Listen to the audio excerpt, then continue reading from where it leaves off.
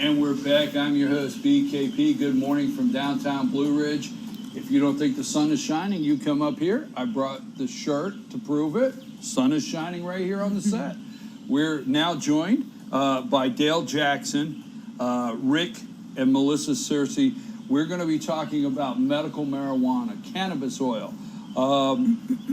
Your daughter, Angel, was not able to be with us this morning. In fact, thank you, Rick, Melisa, and Dale. Thank you for being with us this morning on such a serious subject that maybe in some ways is still misunderstood by a lot of people. But your daughter wasn't able to be with us. Tell us a little bit about Angel and some of the struggles. What I put it on Facebook, but go into what she suffers from and tell us a little bit about her. And days like today, why she couldn't be with us. Well, Angel has intractable epilepsy, and that means that the drugs that they have in pharmacy does not help. She's been on lots of different medicines, from Keppra to Topamax, which I call Dopamax because it dopes her up so bad. But her main issue is that epilepsy. She has microcephaly, which means she has small brain syndrome. But she also has a lot of different muscular issues and bone issues because of all of it. Scoliosis. But she has, with mornings like this when it's rainy, the pressure presses down more on her brain than it would ours because she doesn't have any of the insulation around the pathways, of her brain. So all of her brain is kind of raw. So every day when you get up, it's a different day, don't know if she's feeling good, not feeling good, and you just really have to adjust your day by her and how she starts hers. Certainly. Mm-hmm. And how old is she? She will be 18 Saturday. Mm-hmm. She's a beautiful young lady. I was so hoping that everybody would get to meet her. We want to get her back here. Yes, we are going to get her back here. She's a beautiful young lady. I want to get her here for everybody to meet. Now, Dale, tell us a little bit why you're here this morning, what you do in supporting them, because we're going to get into the medical marijuana. Dale Jackson with Hope United. Talk a little bit about that and your support of them. Well, it all started a couple of years ago when we began this battle at the Capitol. And I have an autistic son who's severely autistic and also needing the medicine. He's not officially approved yet, but it actually started with my best friend who also has a daughter, a little bit older than Angel, that was battling some of the same situations. And because of my connections at the Capitol, I've been involved in politics generally much longer than most of the families that we're familiar with. But I got him involved in the process, and he took it off and really ran with it. And he created the group known as Hope United. And we're a group of specifically just families that have tried our best to join all the families into a unified front and trying to just basically lead the charge to pass good legislation. You said something I want to follow up on. You said your son, and you said not approved yet. What did that mean? I mean, what do you have to do to get approval? What did that mean? Well, thankfully, for Rick and Melisa, intractable seizures, or I didn't describe that That's right. right. Okay. They are right with epilepsy. They're one of the 8 conditions that are approved. So there's conditions. And we're talking about a law here that's been approved at the Capitol. What's the bill number? House Bill 1 HB1. was the original bill that passed Right. it. Now it's The problem, it started out with 17 conditions that were originally going to be covered. And those at the Capitol saw fit, because I guess apparently they're all doctors, to reduce that list down from 17 to 8. They're not all doctors. Exactly. Okay, let's move over. Here's what we're going to do this morning. We're going to stay focused on the benefits of medical marijuana, especially to their daughter Angel, and what they have seen in improvements. So we're going to stay focused on that, and then at 9:30, Dale is going to come back, and Dale and I are going to talk more about the legislation, the 17 requirements, and some of the things that's going on politically with medical marijuana. So you're going to want us to come back at 9:30 and stay with us. Tell us about the medications your daughter was on, Angel. all the medications, what they were doing, and what took place when you were able to start getting your daughter to use medical cannabis oil. Yeah, that's and what we're on now is hemp oil considered Hemp oil, because okay. It's not because cannabis. we Not haven't cannabis, okay. got the red card yet. We Oh, have you not don't have been the red. approved. What is the red card? Red card gives you the legality here in Georgia to possess a cannabis oil that Up to has a little bit up of to a higher 5%? THC, up to 5%, I believe. Yes. Yes. Go ahead. Up to 5%. Point of clarification, that card is also required to use hemp oil as well. Oh, see. Hemp oil is not, Well, ours is less than 0.3, so that's hemp still, oil. You still have to have the card to even well, then use. we're breaking the law. Just federally, because it is hemp oil, Mm-hmm. you can ship it across state lines, which is still kind of a gray area, and the federal government is choosing not to enforce it. But just so y'all understand, Yeah.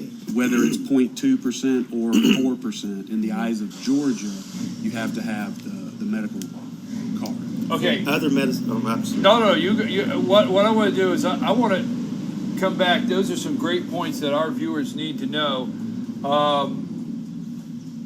Medicines they've had her on in the past, Topamax, Keppra, Lamictal. We've tried, from 3 years old, we've tried many different Diastat, medicines. Valium.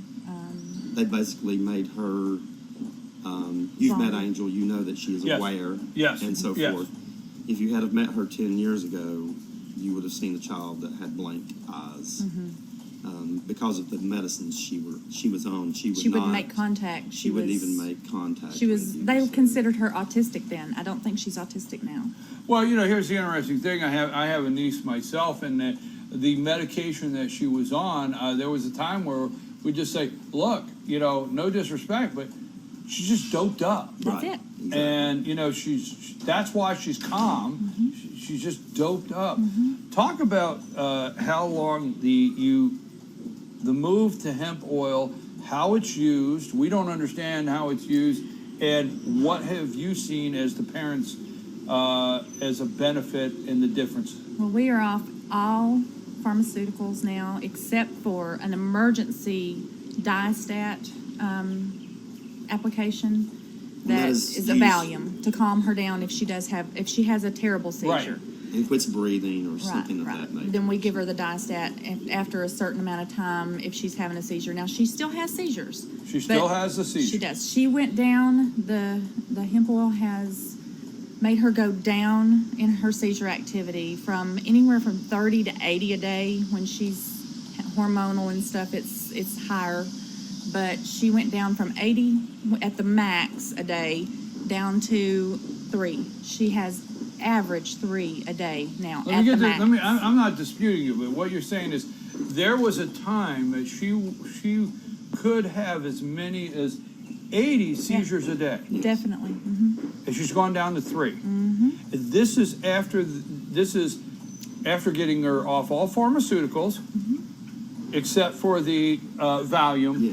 the And medicine. we haven't that's used that considered- in a year. Right, And and you the haven't cause used of- that in a year, but you only use it in case you need a calming, and she's gone from 80 to 3 with the hemp oil. Now, when she was having 80 a day for 10 years, it allowed, my wife had to stay at home. She was not able to work.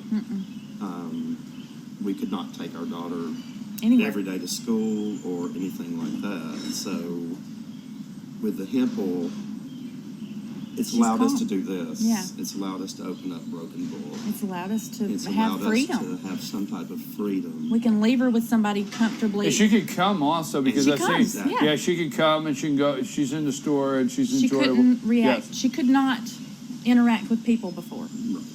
that's, Crowds, that's noise, awesome. She So- couldn't stand noise. She's oversensitive to light and sound anyway, but now we can give her some little earmuffs that kind of like Right. shotgun, the gun. You've seen her with her earmuffs. She's Right. With We her can little pink actually go earmuffs. out to eat as a Yeah, we family can. now. We went to Ruby Tuesdays and we had a meal for 2 hours. We never could have done that before. Never. Okay, the one thing is I am the kind of person I like results. So if you were to tell me all of this stuff, no matter what we were talking about, I would be, where's the results? Give me some results. Give me something to look at. That is true results. Period. Angel her liver and kidney levels were at dangerous levels. They told us to take her to the emergency room because her levels were so bad. From the pharmaceuticals. From the pharmaceuticals. She was on all these different medicines. She was on Valium every day then. Now, do you credit that to the hemp oil? Yes. And you've not seen a negative side effect from doctor's visits or? No. Okay. No. In fact, her liver levels, with our doctor, she Yeah, doesn't. I mean, like, has the doctor seen anything of any kind of side No. effects that concern the doctor? No, and actually her liver and kidney levels have improved in the last year. Yeah, and they did above what they said would ever come back to. Can I make light of something just to have a little levity in the room? She doesn't have the munchies, right? No. She does, which is a good thing because she's never had an appetite. But she does. Here's what happens to me is that when you're talking about this subject, it's the misconception. No. Is sometimes that's where people go. But see, a lot of the medicine she was on, the Topamax, one of the side effects was that they had no appetite. So Angel went Interesting. down to like 30 pounds at 14 years old. So she has an appetite. Now I'm she just has- joking no, around but that with, is it's a joke, but it's true, and it's so funny. So she's It's not funny. grabbing the Cheetos in the grocery. I'm sorry, just saying. Just I hide those from you her, with me, so. Dale? What do you feel as a parent? Now, your son has not been approved, is what you said. What do you feel? Your son autism, Right. What do you feel the benefit of hemp oil, cannabis oil? What would the benefit be to your son? And what do you think? What's the benefit for your son that he's missing out? Well, I can't really say he's missing out because I've been illegally giving him cannabis oil since March 3rd. And doing Breaking it, all kinds of laws. Right here, folks. Right That's here. the kind of show we Downtown are. Liberty. And I love every minute of it. Let's get back to it. what we have seen with him, my son is severely autistic, very low on the cognitive level, completely nonverbal. We have not been able to communicate with our son in any way. He's 8 years old. Since putting him on the oil and treating him with it, he has been able to comprehend. He still has no language, but he has been able to comprehend things like simple tasks like, Colin, it's time to go eat. And he actually gets up and walks to the kitchen table. Or, Colin, it's time to go to bed. And he'll get up and walk up the stairs. He's not as sure on his feet, so it's a little wobbly, but as a parent, having that ability Yes. to communicate Yes. in any way with your 8-year-old child, So that was not happening. not at all. Now, how long have you been? How long has he been using hemp oil? Since March 3rd of this Since year. March. And was it an immediate change, gradual change over a period of time? What did you start seeing in the difference in communication, and how did that take place? Yeah, great question. And I think part of what we and Melissa want to communicate here is the difference in the oils. We are helping a lot of families treat autistic children, but there's a difference in the different oils. Colin has actually had an oil designed specifically for him called Colin's Voice. We focus for him on more cognitive development. Right. So there's not any severe behaviors we're trying to stop. So for him, the progress is going to be much slower and gradual because it is cognitive. We're trying to give his brain an opportunity to learn like you and I would To learn form those something. pathways. Right. With other children with autism, I can give you two main stories of a little girl named Abby who was literally gnawing off her arm. Her mom and dad would have to strap her to a bed for up to 8 hours a day and have her arm in a cast basically to protect her arm from her own teeth. She's been on cannabis oil for I think about 18 months now and instantly stopped on cannabis oil. Angel did that too. I mean, she would bite her hand. She has a callus on her hands where she would bite because she was so Yes. her spasticity that was the first thing that went to her mouth, and that was it. The spasticity in her brain, that was the pattern that went there from a baby. You sticking your thumb And in as your well, mouth. she hasn't become verbal Yeah. yet, but, you know, I haven't heard her say Dada since she was 2.5, 3 years old. When she started having seizures, she is beginning to say that again. Bye-bye. And She she's beginning said to say customers. bye-bye. Well, the other day, last Friday when I was here, she was here. Last Friday, you brought her out and you introduced her and you told her to say hello. And, you know, obviously audible is one thing, but she was understanding everything you were asking her to tell me. And Yeah. she was trying to talk to me as you told her to. So one thing I didn't get in our conversation or I didn't focus in on, how long did it take from your son to start? Was it over a period of time? I guess I didn't hear that. As far as the comprehension? Yeah. How That was roughly about 3 to 4 weeks. and is it We still began- improving? Absolutely. Are you seeing it improve? I mean, Absolutely. did it happen in 3 or 4 weeks and it's there, or you're seeing improvements? It's gradual improvements. Okay. And it took about 3 or 4 weeks, frankly, for us to notice that he was beginning to understand us. Now, what are really quickly, so we can kind of put it in perspective, what are some of the things? Basically, no communication at all. You just were getting no communication whatsoever. What are some of the things that now you're able to communicate with him on, again, just real quickly for our audience, that you were not able to? Well, a very simple thing that many parents take for granted, especially with autistic children, they have things that they like doing. And when you interrupt that, they get very upset because they can't communicate with you. His favorite thing is to be outside, to be at the door. He loves to just open and close the door. And as an air conditioning contractor, that drives me nuts, but that's what he does. That's very, Yeah.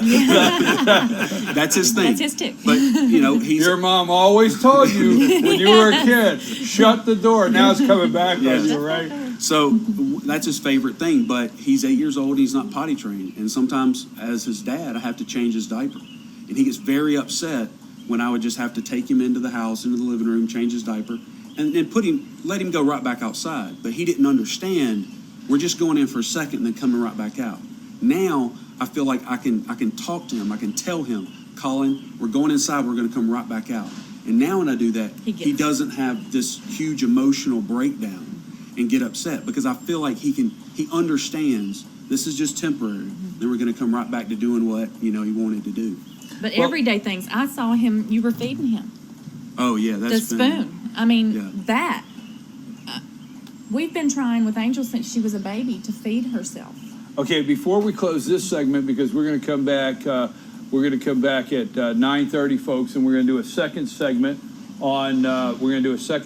9:30 on some of the legality, some of the things going on that where these parents could be able to use the hemp oil, the cannabis oil, and not be breaking the law as we're discussing.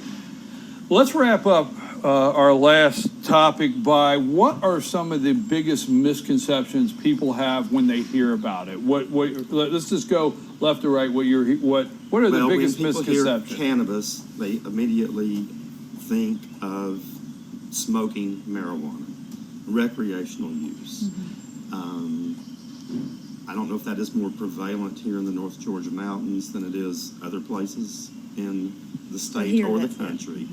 But when you say that, you get this reaction of, oh, you're making your child smoke marijuana. Blowing it in her face. And what are you doing? that is not the First case. Cannabis oil or hemp oil, I've used it before with my hip. I have to have hip surgery in August, and it immediately relieves some of the pain. I don't use it very often, but if I've been out cutting the grass or whatever, it can be applied topically. With Angel, it's given to her orally. And you do it in a regular dosage. It's not like you just give it to them all day long or anything of that nature. You have a certain time. That was So there's a lot of misconception that you're just keeping your child doped up, in my opinion. Yeah. And that is nothing of the nature. She gets the hemp oil in the morning, 3 milligrams or whatever. 3 grains of rice. Yeah, like just a small amount. that helps her from seizing during the morning. And then she gets it at night around 8 or 9 o'clock, which helps her go to sleep. So it's not like she's sitting in some smokehouse or whatever you want to call it, pool room. What is some to you some of the biggest misconceptions? Because I'm with Rick. There's something that we build this mental picture, because first of all, a lot of the media doesn't lead with cannabis oil as much as medical marijuana or marijuana, because that will get you to listen, and then all of a sudden there's a mental picture that's been built. So what are some of the most? Mine is that the biggest problem I have right now is that people think that, okay, that law was passed. It's done. We're done. We're good. Just like I said, I didn't even realize that you had to have it for the hemp oil. I didn't realize you had to I'm even misconceiving We got your back. that. You're up. Yeah. I don't even know everything. The lack of education, the lack of guidance, that's my biggest issue. And that's what we want. That's what we're trying to do here today. To accomplish. That's why Dale's here today, is the education. Rick, what do you think is? I meant Rick. Dale, I apologize. Dale, what do you think is Well, one of the biggest? to kind of go exactly with what Rick and Melissa said, I mean, one, obviously, we're not talking about smoking. And what most people don't understand the science behind what we're talking about. They think this is kind of pseudoscience and just make-believe based on, parents' wishful thinking. Right. The reality is that they don't understand this is medicine. This is oil that your body, one, is designed by God to accept and to use. The receptors that you have in your body, all over your body, are designed to accept THC and CBD and THCA. And they also don't understand that this is an oil that is broken down in the body. And that's the reason why we use oil, is so that it is like a time release over a 6 to 8 hour period. So we're not just dumping THC or even CBD directly into our children and getting them high. And then they got the legalities issues of them thinking that, oh, well, it's fine now, you passed the law. And they just, unfortunately, most of the legislators don't even understand the law. Right. That's what aggravates me. I'm sorry, I don't mean to be rude. I'm just trying to multitask and keep up with a couple things, so my sincere apology. But just like so many people with the oil is changing our lives. We have 3 very healthy boys who for many years have not been able to go out to eat with as a family or to do different things because as a family we weren't able to. And it's changing our lives so that we can get out and do things, that we can start our own business, that we can pursue dreams that at one time we had. Before we leave, we're going to go to break. Lonnie. And before we leave, I want to say, my niece, when she was born, we would always say, it's like she lives in her own world. Yeah. She lives in her own world. So, my thought is, as like your daughter, I didn't choose the world that I'm living in. So why are you wanting to make the choice for me of something I could do to live in this world that I'm in? So that's where I'm at on that. I'm your host, BKP. We're Good Morning from Blue Ridge. Now, this morning, we're at Sycamore Crossing. We're at the shops at Sycamore Crossing here in downtown Blue Ridge. This morning, we have Tupelo Tea, Quinte, the Peruvian store, the Broken Bull, and New Blue Home and Gift. We're going to be going in at 10 o'clock into Quinte, but at 9:30, our next segment, we're going to take a brief break. Have you heard about Project Chimp? Yes, we're going to have a guest here, the CEO from Project Chimp, who will be with us right after this break. And we have a big open house there tomorrow. And if you have any questions, 706-889-9700 for us this morning. But we're going to discuss Project Chimp right after this brief break. But don't leave, because at 9:30, Dale, you're going to come back. And Dale and I, at 9:30, after the next segment, we're going to talk about the legalities of medical marijuana, hemp oil, cannabis oil. We've discussed Rick and Melisa Searcy's daughter, Angel, this morning, and Dale's son with autism. But we're going to move it into some of the legal things that are going on at 9:30 with medical marijuana. I'm your host, BKP. Thank you guys very much. Thank you very much. And we want to make sure that we invite Angel back to Yes. come see us, okay? Please do. We definitely do. We'll be back after these messages. Is that what we say next, Lonnie? You're supposed to tell me what we say next. I'm your host, BKP. We'll be right back.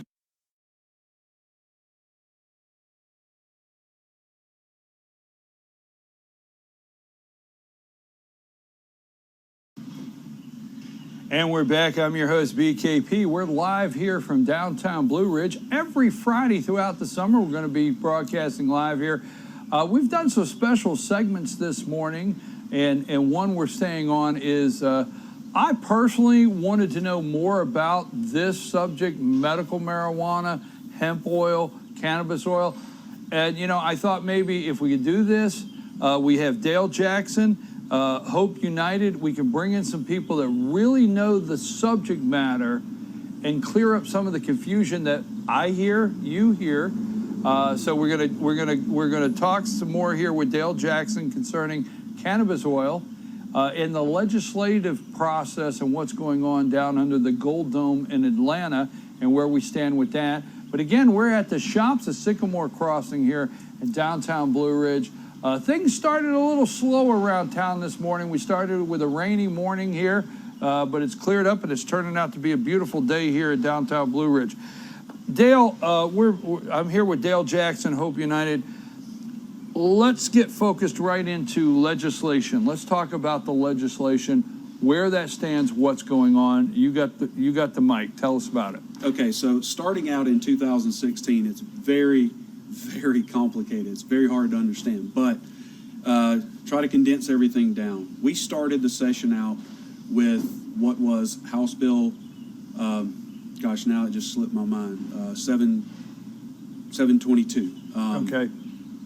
And that included, again, cultivation, provisions in there, how to strictly regulate it, control it, and to grow it so that we don't have to break federal laws. And we started off with a list of conditions. Well, we start the process. We had meetings all summer long. We had committee hearings once the session started in January. Governor, again, killed cultivation right off the chute. Then all we had left was a list of conditions. That bill eventually passed the House easily. Overwhelming majority, it passed the House. It went over to the Senate, and it went to the Health and Human Services, and Renee Unterman chairs that committee. Myself and a couple of other families went to go have a meeting with Renee Unterman. It's important to have the context on that meeting and why we had that meeting. During the committee hearings earlier in the House, it was discovered that there was a loophole in the law of Georgia that apparently had been there since 1980. That loophole said, basically, there was a window that failed to legally define cannabis oil. And the law that was written in 1980 said cannabis oil is illegal. Oil that contains up to 15%. If it contains more than 15% of THC, then cannabis oil is legal. The problem is, it didn't say anything about oil that had less than 15% THC. So it was not defined by law. So in theory, any and everyone could use it. So once we discovered that loophole, the GBI actually discovered it, and they wanted to put wording in our bill to close that loophole. So we found out about that.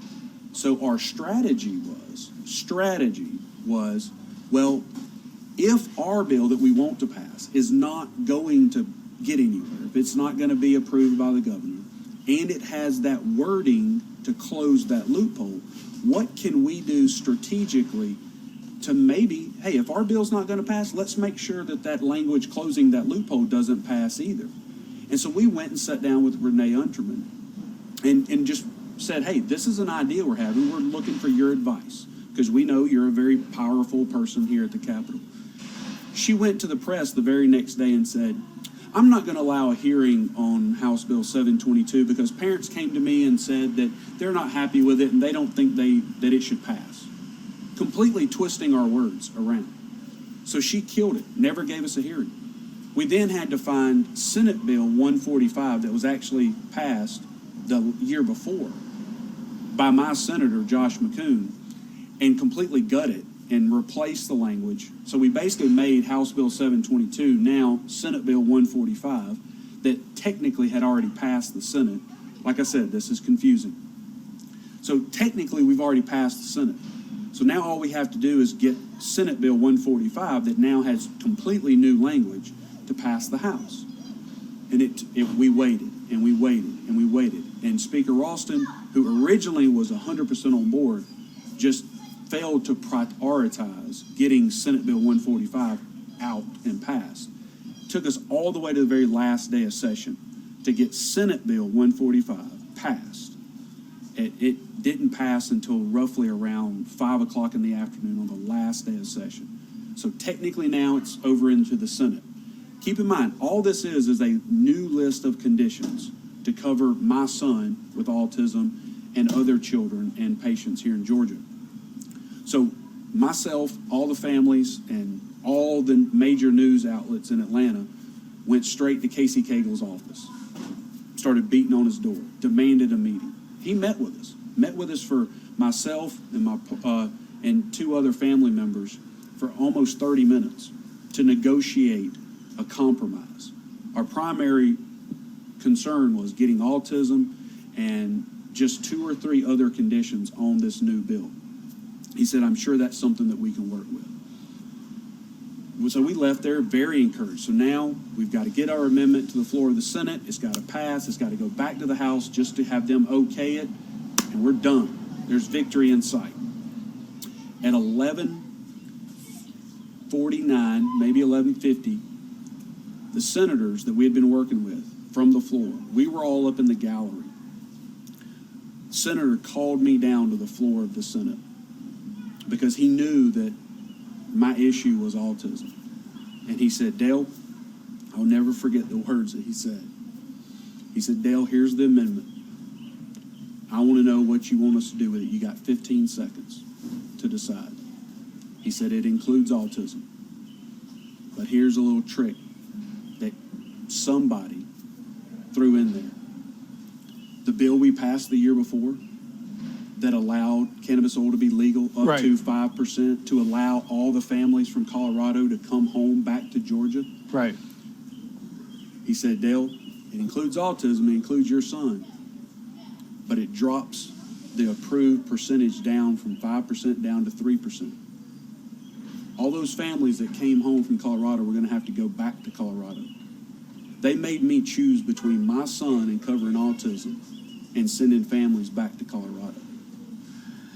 You know, I have to say, they have made this quite confusing to me because, 5 and 3% are these are things I'm not understanding. But then again, who are they relying on to get them to understand? I mean, who came in and said, okay, we'll do this, but on Monday, 5% was okay. So let's stay on the medical side. Mm-hmm. So on Monday, medically, 5% is acceptable. But if we do this, we have to dial it down to 3. I mean, did a panel of doctors come in and... Other states. That's what they're relying on. They don't have the courage to lead. They tell us all the time, well, other states haven't approved this condition. Other states haven't approved this percentage. I got a question. Now, leave it to me. I love a camera rolling, and I love a mic on, and I love a live broadcast for any opportunity to get to ask a dumb question. Hey, I'll ask. Let's say we get cannabis oil. So we get it passed. We get it to where you can buy it legally, and you have a prescription.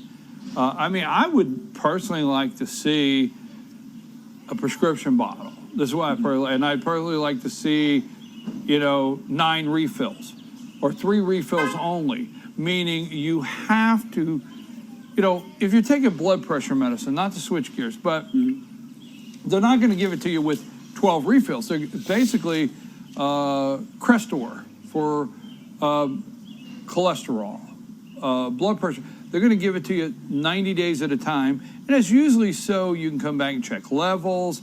Right. Let your doctor say, do we need to up it a little? You know where I'm going with that. So I don't think they should pass it to where you just get a green light. I think you should have to have it That's in the law now. prescription renewed, so that way you have to come back and get it. What I'm saying though, so you go in and you get this bottle of cannabis oil. Could you actually at home, I'm getting to my dumb question, could you actually at home take the cannabis oil and burn it, put it on something, get high? I mean, I know that's dumb, but could you do something with that oil other than the intended use? Could you actually do something? Now, we're in, and before you answer that, and before people say, oh, well, that could happen, we have one of the largest drug problems in this country is prescription drugs. The number one. So I don't want to mess up that if it become a prescription Right. and put in your cabinet that you could do something else. But what is there a fear you could do something else with the oil? There is that fear, at least that's what they say. The people that are fighting against us don't know anything about cannabis oil, so therefore it's kind of hard to take their concerns that seriously. Because it is an oil, it is broken down in your body slowly over time. When you smoke it, and whatever level of THC there is, that's what makes you high, is the THC. When you smoke it, it generally gets into your system in about 10 to 12 minutes. When you consume oil, it slowly is broken down in your body over 6 to 8 hours. I mean, Okay, I see what you're think saying. about that. You're going to take a Right. beer this big and chug it, or are you going to take a beer that big and drink it over an 8-hour period? It would have to be some pretty strong stuff. I was just wondering if it could be used for any other thing than it was intended for, because I'm really trying to stretch this out today to try to get any logic that they have for not saying, okay, controlled substance that has the benefits that we've heard firsthand, that we're going to put between you, your son, and your doctor, and not just walk away.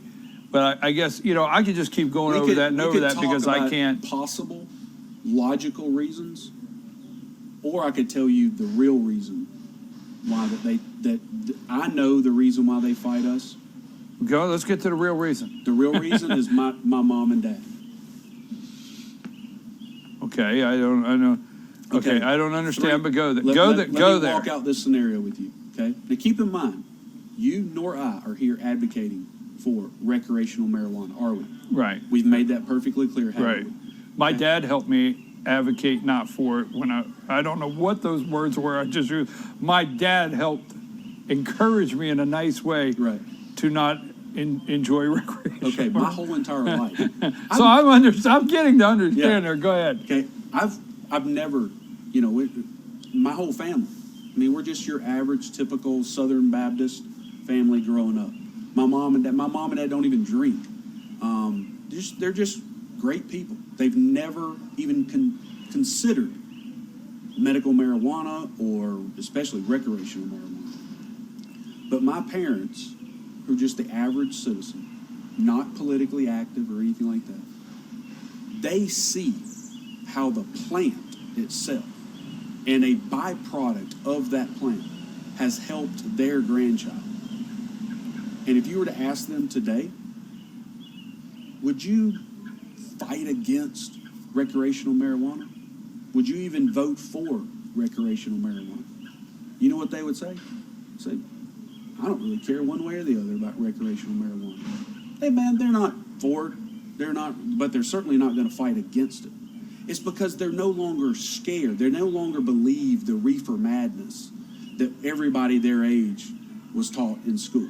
Right. They understand that marijuana, there again, we're agreeing. We're not advocating for recreation. No, I'm with you. But the things I can say is that there are no known negative side effects to marijuana. Certainly not medical cannabis oil. It doesn't have any physical attributions of addiction. Now, if you smoke cigarettes, if you abuse alcohol, your body can become physically and biologically addictive to nicotine and alcohol. You cannot become addicted to marijuana. Now, you may like it, but you're going to be just as addictive to that as you would, say, your favorite bowl of vanilla ice cream every night before you go to bed. But there is no biological connection of addiction with cannabis oil. So we've got pharmaceutical drugs with opiates on one hand, who happens to be the #1 killer in this country, is accidental overdoses of prescription FDA-approved drugs that you've already mentioned numerous times this morning. So, and then you got cannabis oil, who, and to answer your question, to properly use cannabis oil, to have oil that is intended to treat children like mine and children with seizures, no, you can't get high off of that. Well, let me say this: the cannabis oil,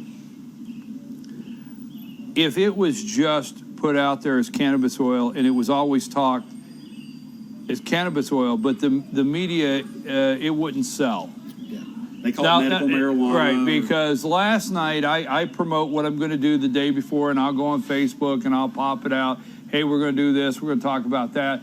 And even we want viewers, and I might have 100 viewers if I say medical marijuana. I might have 20 if I say cannabis oil. So what I'm getting at is we all know that during legislative time, it's to sensationalize medical marijuana and make sure the word marijuana is in it at all times, sells, okay? And then that's when you get the people that, well, it's a gateway, or you're opening the door because it's a gateway drug.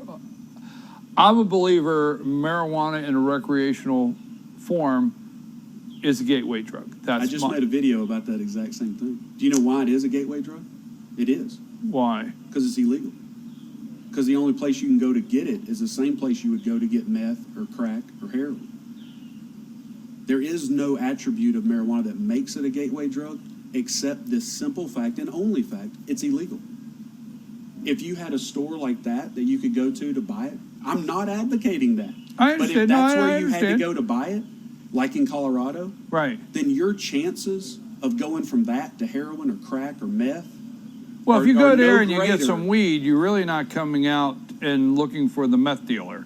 You got what you wanted. Exactly. But if you're having to go to the meth dealer to get your marijuana, then eventually the meth dealer might have 3 other options. Exactly. You stop, you get a little of this, a little of this. I've always said this went well with this. Okay.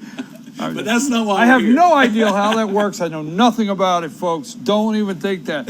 Well, I'd say wrap it up. I could talk all day about the subject because I'm still confused. FDA, where are they on this product? Where is the FDA on this? It is still technically a Schedule I drug. Now, some pretty big news that there again is a lot more sensationalism than an actual helping. But Obama and the DEA, it has been rumored that they're going to reschedule marijuana from a Schedule I to a Schedule II drug on August the 1st. And that's probably going to happen. And what that will do is that will free up some of the larger pharmaceutical companies to start doing studies. Because right now, with it being a Schedule I drug, they cannot do any studies. And they will lose federal funding if they do any studies on a Schedule I drug.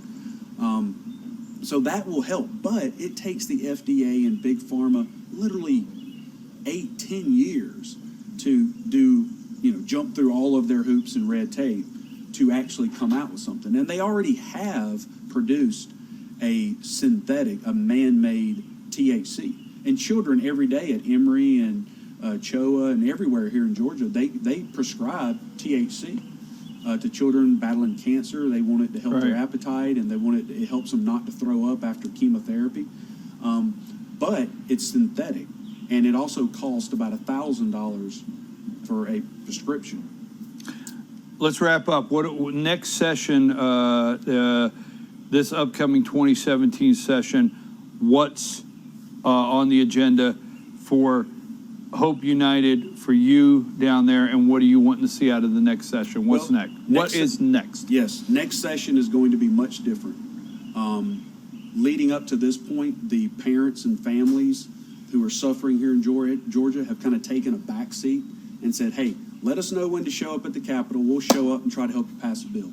Well, now, Hope United has gathered up all the families. We're trying, and we're going to speak with one voice. We're going to be responsible and at the table for writing legislation, for deciding strategically how we work things out through the legislative process. Our goal right now, we're going to have a huge fundraiser rollout just in the next couple of weeks. Hope United is now officially a nonprofit organization. We have already hired professional lobbyists to help us at the Capitol. And we're going to be the ones there in the negotiation of what goes on. We're going to have two different bills. We're hoping to have one bill come out of the Senate, one bill come out of the House. We want to divide up the bill to make it simple for everybody to understand. We want one bill that's just going to add conditions legally, and then we want to have another bill to add cultivation so that we can legally grow it here in the state. We understand cultivation probably is not going to pass, not going to get anywhere this year, but we're laying the groundwork for next year. In the meantime, Hope United is also, I won't necessarily say responsible, but we're certainly assisting in families getting oil. Myself and another gentleman have been working with companies and individuals in Oregon and Colorado. We've actually designed oil specifically for the parents that need it here in Georgia, and we're actually helping those parents find access to that oil so that as we wait out this legislative process, we can at least make sure the parents are being taken care of here in Georgia in the meantime. And that was one of the problems we had in the past, is we were desperate. We had families living in Colorado. We had 2 children die from 2014 to 2015 waiting on this medicine. And so we feel like that part of our responsibility is to help in the waiting process. Because once we pass a bill, especially a cultivation bill, once we pass that, then they're going to require us to live by that law. And we have to make sure that it's a good law, not a law that makes medicine $1,000 a month instead of $120 a month. Because if all we're left with is medicine that costs $1,000 because of all the red tape and regulations that people have to go through, then what good is it if you can't afford it? What good have we done to fight for new laws here in Georgia if it only produces a medicine that now costs so much more than what you can afford? And insurance isn't going to cover it. So we have to provide an environment that we can wait legislatively to pass a great bill and not just whatever the governor feels like giving to us. Dale Jackson, I want to tell you how much I appreciate it. This is, we've had a great segment. I want to make some final comments here. I've been with Dale Jackson, Hope United, before we close. This is off the radar. It's summertime. People are not talking about it. And it's off the radar of the major media outlets. You're not going to see this on the front page of any of the downtown Atlanta publications. You're not going to see this as a lead story today at 5. But, when the cameras turn off and the session is over in Atlanta and, the lights go dim and everybody goes home, these parents don't. They go home to their children. They go home to the ones that are going through these medical issues throughout the summer. It doesn't end for them. So the fight for their children and their ability to have the decision-making process between them and their doctor, okay, sound familiar? That goes on. It doesn't end after the session. So we're going to put this segment together, okay? Hopefully one morning here on Friday, Angel will be able to come in and join us with her mom and dad, because this is their store back here, Broken Bull. She just wasn't able to this morning. We hear sometimes the weather, sometimes the pressure. She gets a little tough on her, so she wasn't able to come and join us. We had planned on that. But we're going to put this segment together. We're going to put it up on FetcherNews.com. We're going to send it down to Dale so they can post this segment and this great discussion we have had for information. You feel good that we've worked on a lot of information today? Yeah, So thank you so we have done that today, and that's our goal, because there are a lot of things I don't understand. Now, as you heard, we're not advocating recreational marijuana, and we're not advocating, a situation where you go past your dealer's house, and pick up some weed. We're not advocating that.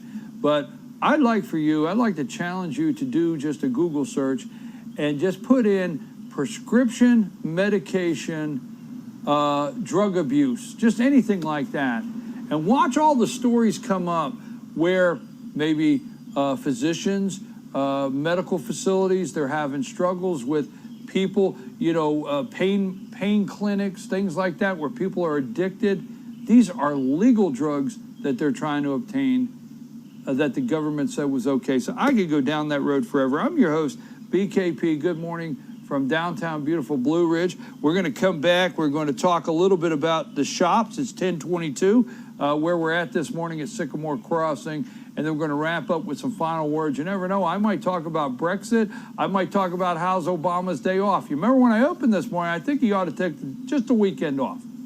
I mean, you lost the election in Europe, right? You lost. You went over there. You lost that. You lost to the Supreme Court yesterday. Your immigration plan is gone. I would have just took the day off if I was the president, the whole weekend. Send Michelle and the kids shopping and just go play golf because, hey, LionCrookedHillary.com. How you like that one? I'm your host, BKP. Good morning from the office. We'll be back after these messages.